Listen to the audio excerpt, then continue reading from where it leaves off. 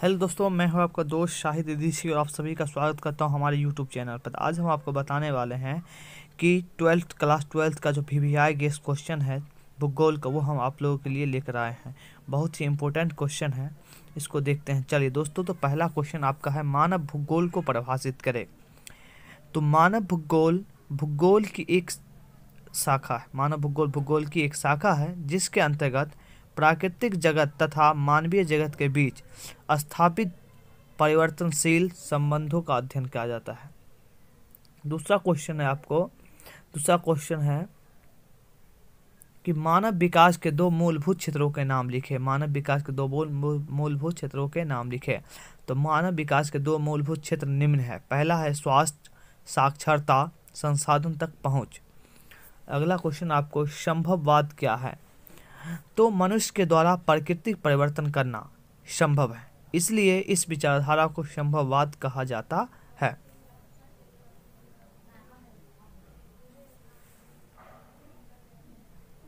अगला क्वेश्चन है, जनसंख्या परिवर्तन के कम से कम दो घटकों के नाम लिखे। जनसंख्या परिवर्तन कम से कम दो घटकों का नाम लिखे। तो पहला है, जनसंख्या परिवर्तन घटक निम्न है। पहला, जन्म दर, मृत्यु दर, प्रवास। ये सब जनसंख्या के परिवर्तन के घटक है। अगला क्वेश्चन है, लिंग संरचना से आप क्या समझ। तो किसी देश की जनसंख्या समूह में स्त्री तथा पुरुषों की संख्या के बीच पाई जाने वाली अंतर लिंग संरचना कहलाती है। अगला क्वेश्चन आपको, मानव विकास के चार स्तंभ क्या। मानव विकास के चार स्तंभ क्या है। तो मानव विकास के चार स्तंभ निम्न है। पहला समता, दूसरा सतत पोषणीयता, तीसरा उत्पादकता, चौथा शास्त्रीकरण।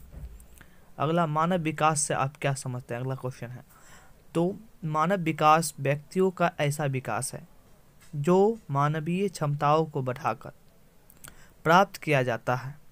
अगला क्वेश्चन है, सतत पोषणीय विकास से आप क्या समझते हैं। तो यह मानव विकास की अवधारणा है।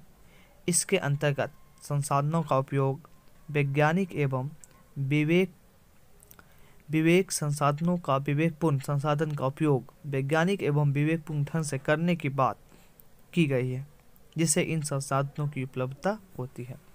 हाँ तो दोस्तों देखिए, ये थी आपको कुछ महत्वपूर्ण वीवीआई क्वेश्चन। तो आप लोग जल्द से जल्द इसको स्क्रीनशॉट लेना चाहते हैं तो ले लें।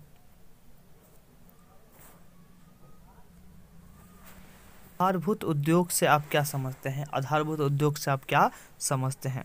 तो वैसे उद्योग जो दूसरे उद्योगों के लिए कच्चा माल तैयार एवं उपलब्ध कराता है। वैसे उद्योग जो दूसरे उद्योगों के लिए कच्चा माल तैयार एवं उपलब्ध कराता है आधारभूत उद्योग कहलाता है, जैसे लौह इस्पात उद्योग।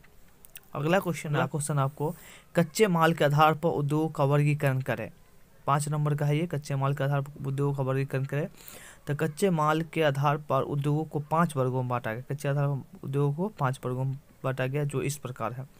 पहला, कृषि आधारित उद्योग। तो वैसे उद्योग जिन्हें कच्चे माल की प्राप्ति कृषि से होती है, कृषि आधारित उद्योग कहलाता है, जैसे चीनी उद्योग, सूती वस्त्र उद्योग इत्यादि।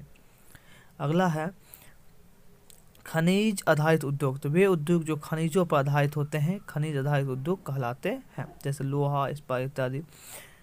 अगला, वन आधारित उद्योग। तो वे उद्योग जिन्हें कच्चे माल वनों से प्राप्त होते हैं, वन आधारित उद्योग कहलाते हैं, जैसे कागज, पत्ता इत्यादि ये सब।